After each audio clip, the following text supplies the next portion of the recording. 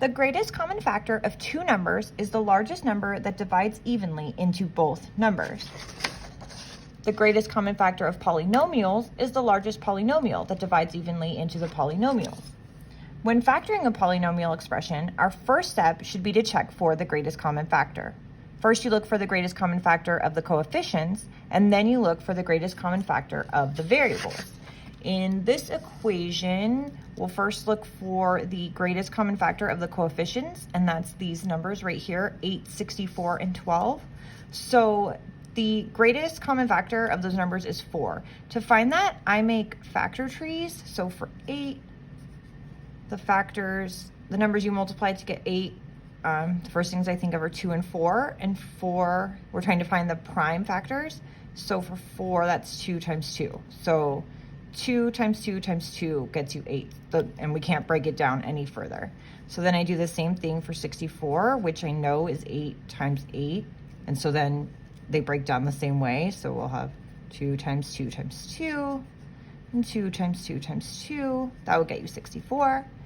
And then for 12, I would do 6 and 2. 6 can be broken down into 3 and 2. So 3, 2, and 2 are the prime factors of 12. So now we're looking at what prime factors these numbers have in common. And so I'm seeing a lot of 2s. Looks like 12 has 2 2s. 64 obviously has at least 2. And 8 has 3. So we'll take 2 from each because 12 only has 2 available. So 2 times 2 is 4. So 4 is the greatest common factor of the coefficients. So now we need to find the greatest common factor of the variables. So the variables are x and y. And when you're looking at what degree the exponents are, you take the greatest common factor will be x or y or whatever variable to the lowest degree.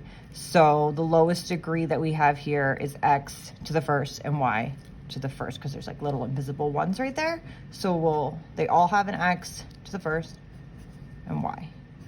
So 4xy would be our greatest common factor for this polynomial. So we factor it out, and then we see what we need to multiply to get each of these polynomials.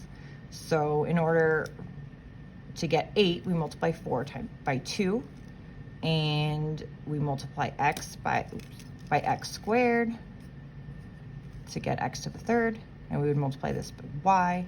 So y times y will be y squared. Okay, now we move on to the next one. To get 64, it's 4 times 16.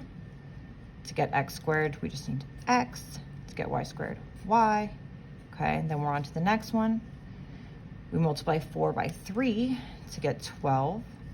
And we don't need to, we already have x to the first and y to the first. So that is how we would factor out the greatest common factor of this expression.